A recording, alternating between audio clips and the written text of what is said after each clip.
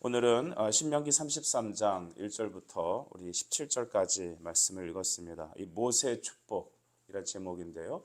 그 모세의 축복, 12지파를 축복하는 모세의 축복 중에 첫 번째 이 6지파에 해당되는 축복입니다. 우리는 지난 몇 시간 동안에 모세가 한 설교, 노래라고도 하는데 그 설교에 대해서 들었습니다. 교훈이며 또 순종의 여부에 따른 복과 저주를 선언하였습니다.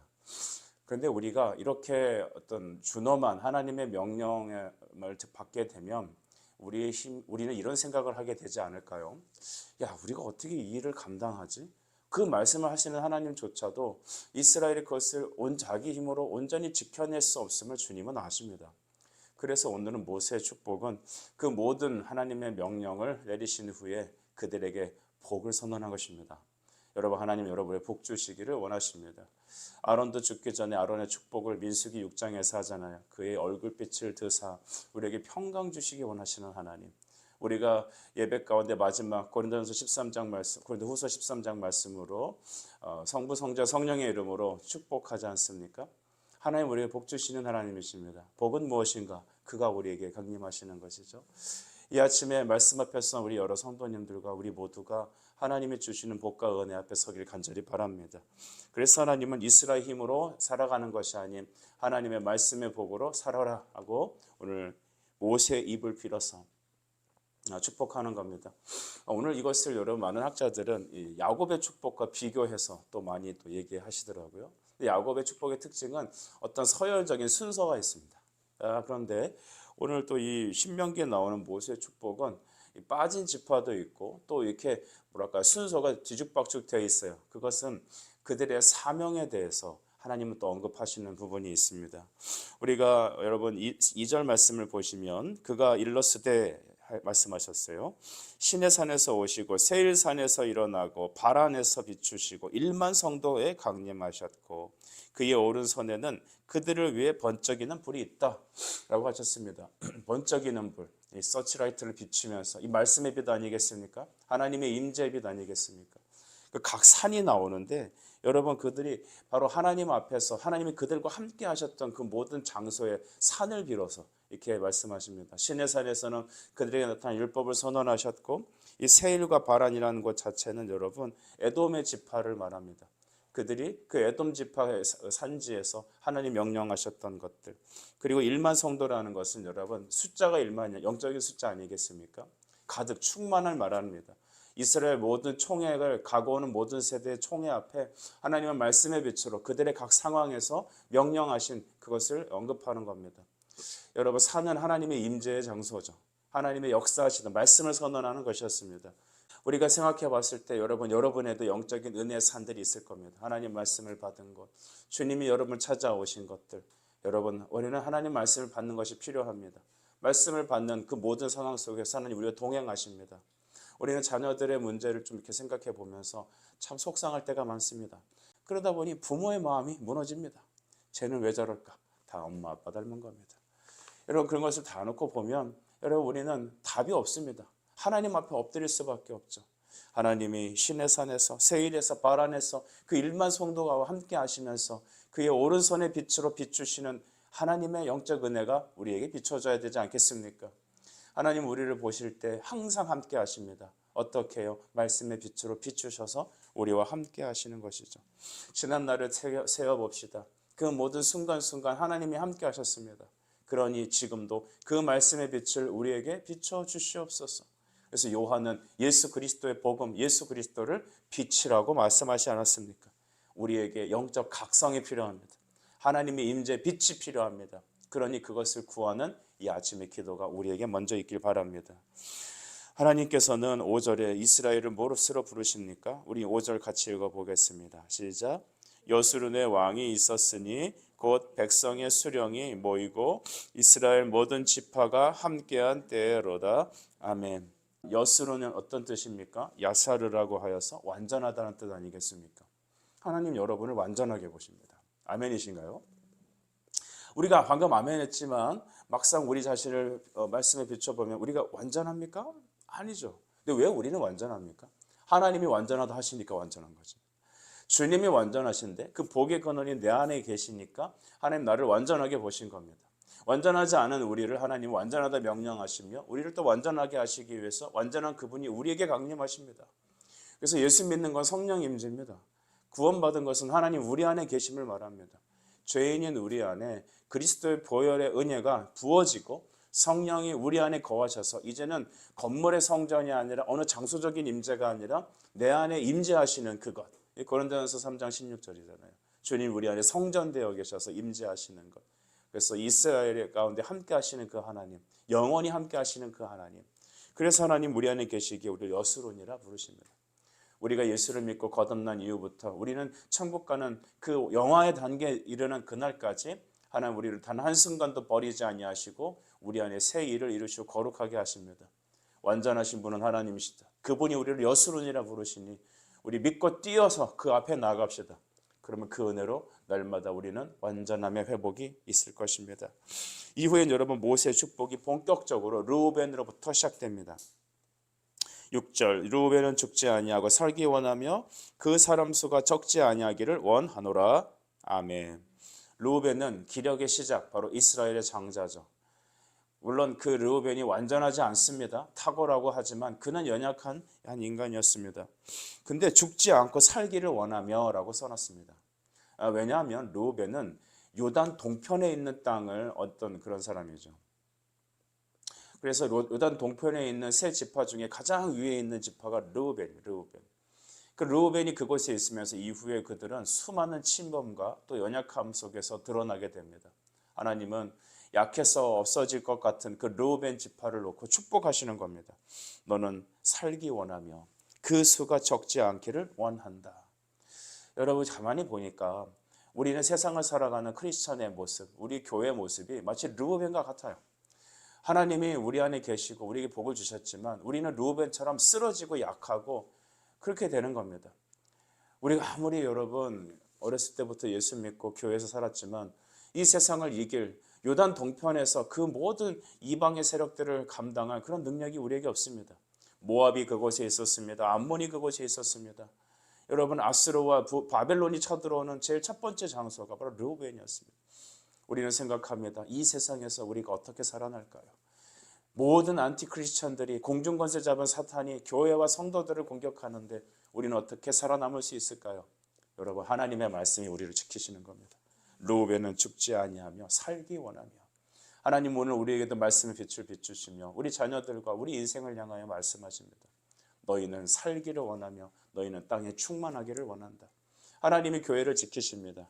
그만 보면 기독교 2000년의 역사를 보면 로마 시대 때부터 시작하여서 그 모든 폭정과 살인과 여러분 그 모든 여러 공격 속에 기독교는 신앙을 지키고 우리는 정말 말씀을 지키고 오늘까지 살아왔습니다.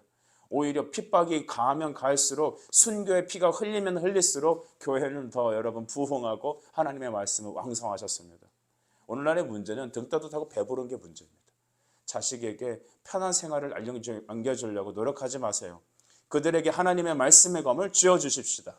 그러면 이 땅에서 살아남는 겁니다. 7절은 말하죠. 유다에 대한 축복은 이러하다. 일렀을 때 여호와여 유다의 음성을 들으시고 그의 백성에게 인도하시오며 그의 손으로 자기를 위하여 싸우게 하시고 주께서 도우사 그가 그 대적을 치게 하시기를 원하노라. 아멘. 저는 유다 이 본문에 별표를 딱 쳤습니다. 유다는 여러분 예수 그리스도를 상징합니다. 유다는 여러분 어떻습니까? 가장 앞장서서 여러분 이 전쟁을 지휘하는 그런 사람들이었죠. 근데 특별히 7절 초반에 여호와여 유다의 음성을 들으시고 그 백성에게로 인도하시오며 라고 했습니다. 그러니까 유다의 음성, 여러분 유다의 음성 부르는 말씀을 들으면 우리는 우리를 위해 중보하시는 예수 그리스도를 떠오르게 되죠. 하늘 우편 보좌에서 중보자이신 그분이 성도를 위해 교회를 위하여 말씀을 통하여 우리를 붙잡고 계시는 그 하나님을 바라보게 됩니다. 그리스도의 중보가 영원하시니 교회는 영원하며 성도의 신앙은 결코 망하지 않습니다. 예수님께서 우리를 살아계시죠. 우리가 주를 붙잡는 게 아니라 주가 우리를 붙잡으십니다. 우리가 열심히 해내는 게 아니라 하나님이 먼저 우리의 앞장서서 바로 우리의 예수와 여호수아가 그 땅을 점령하시고 또 우리를 향한 하나님의 말씀이 예수께서 우리를 지키시는 것입니다. 유다는 이와 같이 적들과 싸워서 그것을 편만하게 다 이루시고 모든 사망 권세를 다 깨뜨리시는 것, 바로 예수가 앞장서시는 것입니다. 여러분, 우리 8절도 보시면 레위에 대해서 말씀하십니다. 저는 레위에 대한 말씀을 10절의 말씀으로 보고 싶은데 우리 10절을 같이 읽어보겠습니다. 시작. 주의 법도를 야곱에게 주의 율법을 이스라엘에게 가르치며 주 앞에 분향하고 온전한 번제를 주의 제단 위에 드리리로다. 아멘. 주의 법도를 야곱에게, 그러니까 이스라엘 가르치며 또한 온전한 번제를 분향하는 것. 레위의 역할이 두 가지죠. 레위는 여러분 그 이스라엘의 12지파에서 땅 분배에 해당되지 않습니다. 기업이 없습니다.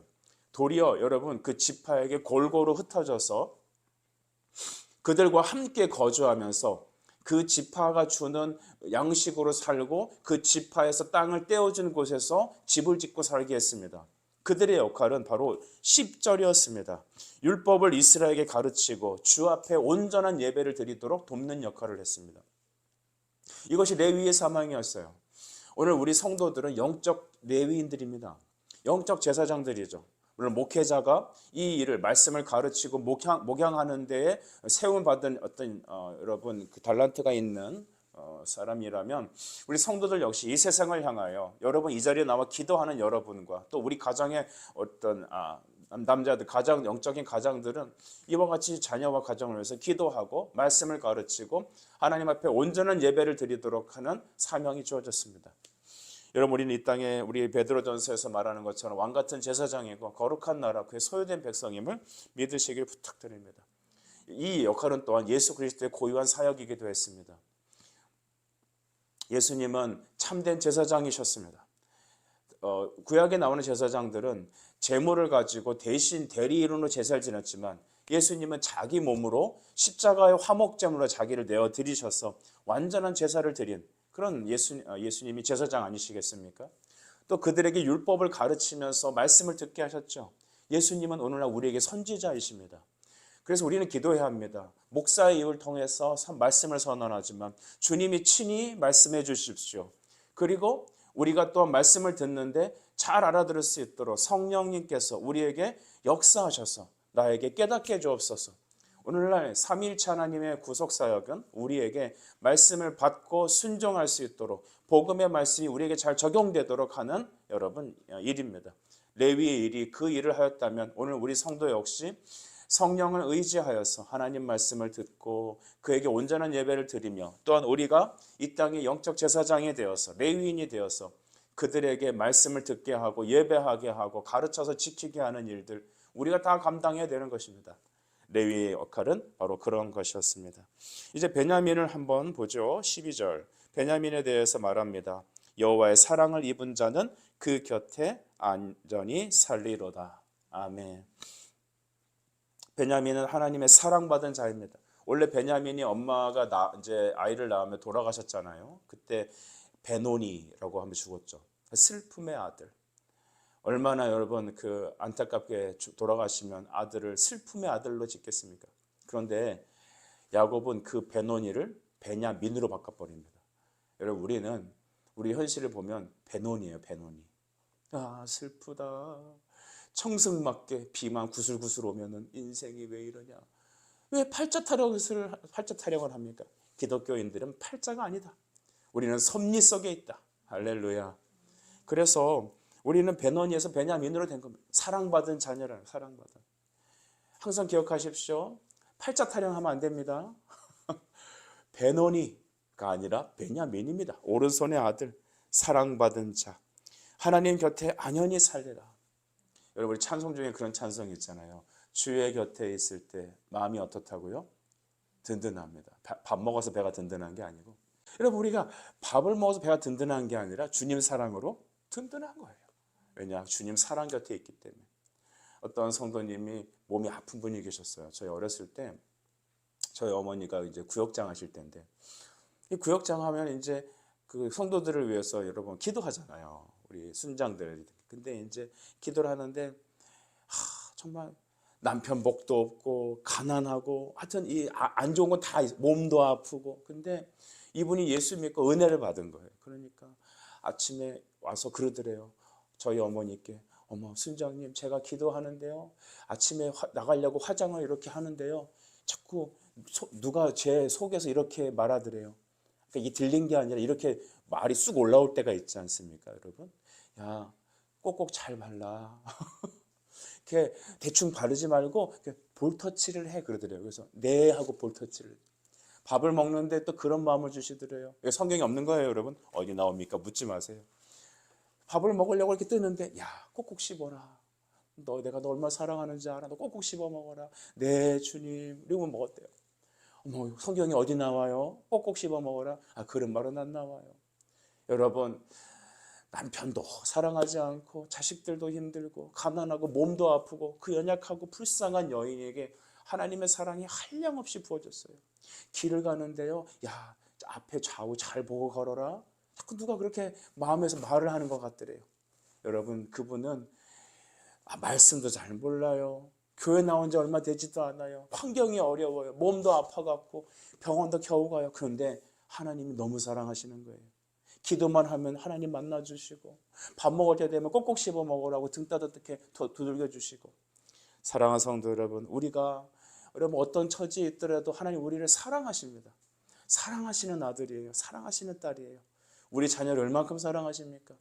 여러분이 낳으신 그 아이들 여러분 정말 사랑하잖아요. 그렇죠? 근데 하나님은 더 끔찍이 사랑하세요. 여러분을 제일 사랑하세요. 가만 보면 우리가 인정받지 못하고 우리가 사랑받지 못한 것 같아서 막 괴로워해요. 부모도 우리에게 충분한 사랑을 못 줘요. 우리 부모도 태어나서 처음 부모 노릇을 하잖아요. 집사님 우리 부모 레슨을 받고 아이를 셋을 낳으셨나요? 아마 시간이 지나면 많이 후회되는 것도 왜 없으시겠어요? 아 근데 그때 그러면 안 되는데 좀 더 그렇게 할걸 미안하다. 근데 시간이 지났죠. 기회가 없는 거죠. 태어나서 처음 부모 역할을 하는데요. 하지만 우리보다 우리를 더 사랑하시는 하나님이 우리를 이렇게 떠당겨 주시는 거죠. 베노니가 아니라 베냐민 너는 내 안에서 완전히 살 거야. 그 품에 날마다 안겨 십시다. 그러면 우리 안에 상처는 씻겨나갑니다. 우리 안에 하나님의 사랑에 임재하십니다. 삶의 무거운 짐도 넉넉히 이길 수 있습니다. 왜냐하면 우리는 그의 곁에 안연히 살기 때문입니다. 우리가 하나님 앞에 안연히 살기 위해서 하나님 우리에게 주신 한 가지 영적인 도구가 있어요. 그건 기도라는 것입니다. 주님은 구원하셨습니다. 먼저 하나님 하늘나라를 구원하셨습니다. 그러면 이 모든 것을 더하여 주신다고 했습니다. 너가 나만 바라보고 나를 먼저 구하자냐? 그러면 너가 필요한 내가 원하지도 못했던 꿈에도 꾸지도 못했던 그런 것들을 네 옆에 갖다 놔줄게. 우리 성도들이 날마다 그런 복을 누리길 바랍니다. 목사님 제가 하나님을 추구하고 주님 곁에 안연히 살다 보니까요. 어느덧 제 옆에 이러이러한 것들이 와 있더라고요. 솔로몬에게 주신 그 기도의 응답은 오늘 여러분에게 함께 하시는 하나님의 축복입니다. 마지막 요셉에 대해서 보시죠. 13절 말씀 보면 요셉은 여러분 그 땅이 여호와께 13절인데 여호와께 복을 받아 하늘의 보물인 이슬과 땅 아래 저장한 물, 태양 결실하게 하는 선물과 태음이 자라게 하신다 했습니다. 그러니까 모든 것을 다 줘버리셨어요. 태어나기만 하면 어떻게 해요? 자라감도 있어야 되잖아요. 여러분 우리가 그냥 근근히 살게 하시는 게 아니라 하나님의 모든 필요한 것들을 다 공급하신대요. 복의 근원은 하나님이십니다. 하나님이 우리 안에 있으면 다 되는 겁니다. 온샘교회는 하나님이 주인이십니다. 여러분의 가정도 하나님이 붙잡고 먹이십니다. 그래서 하나님이 만물의 모든 것들을 다 주시는 것이죠. 요셉 하나로 끝내지 않아요. 근데 요셉은 두 아들이 있잖아요. 에브라임과 므낫세 아니겠습니까? 이 두 지파에게는 하나님께서 요셉은 두 지파의 풍성함을 주셨습니다. 그래서 17절 마지막 중후절 보면 에브라임 자손은 만만이고 므낫세 자손은 어떻다? 천천이다. 이것을 영적으로 보면 오늘날 하나님의 교회는 열방에 가득 채워주시는 축복을 경험하게 됩니다. 여러분 복음은 능력입니다. 복음의 씨가 떨어지면 30배요, 60배요, 100배 열매를 걷게 되는 겁니다. 한 사람의 순교자, 한 사람의 믿음의 믿음의 씨가 떨어지면 그 가족 전체가 다 구원을 받는 것이죠. 우리 대한민국에 여러분 토마스 선교사란 분이 저 평양에 대동강을 타고 가갖고 성경 들고 내려서 그 자리에서 순교했잖아요. 근데 그 성경이 이렇게 저렇게 실려 나가다가 어느 날은 어느 집에 이 벽지로 쓰이고, 어떤 그 사람이 누워서 벽지를 읽다가 예수 믿고 영접하고, 그 집이 널다리 교회가 되고, 그것이 장대현 교회가 되고, 그 장대현 교회 하나님이 성령을 부으셔서 대부흥이 일어나고, 그것이 바로 우리 교단의 첫 번째 모태가 된 평양 동로회가 시작된 거 아니겠습니까? 하나의 씨앗이 떨어졌는데 그것이 여러분 만만이 되고 천천히 돼버린 것입니다. 성령은 말합니다. 오직 성령이 너에게 임하시면 너희가 권능을 받고 예루살렘 유다 땅끝까지 너 내 증인 될 것이다. 오늘 온샘교회는 이곳에 복음을 갖고 떨어졌습니다. 우리는 자라갈 것입니다. 하나님께서 에브라임과 므낫세처럼 천천히고 만만히 될 것입니다. 우리 온샘교회는 우리만 잘 되고 끝나는 인생이 아닙니다. 이걸 통하여서 우리에게 교회가 교회를 세우게 하시고, 우리 자녀들이 하나님 나라를 세우게 하시고, 우리 자녀로 시작된 이 복음의 씨는 그들이 30배, 110배가 되게 될 것이고, 또한 천천히 되고 만만히 될 것입니다. 이사야 60장 22절 말씀으로 말씀을 마치겠습니다. 그 작은 자가 1000명을 이루겠고 그 약한 자가 강국을 이룰 것이다. 때가 되면 나 여호와가 속히 이루리라. 하나님, 오늘 우리에게 이런 하나님 나라의 비전을 실현시켜 주시옵소서. 우리 기도하겠습니다. 주님 은혜 감사합니다. 모세를 통하여 그 백성에게 하나님의 행하실 일을 축복으로 선언하시니 감사합니다. 예수 그리스도께서 복의 근원이시니 오늘 우리 교회 위에, 우리 가정과 자녀 위에, 사랑하는 주의 종들 머리 위에 복과 은혜로 임하여 주시옵소서. 예수님의 이름으로 기도드립니다. 아멘.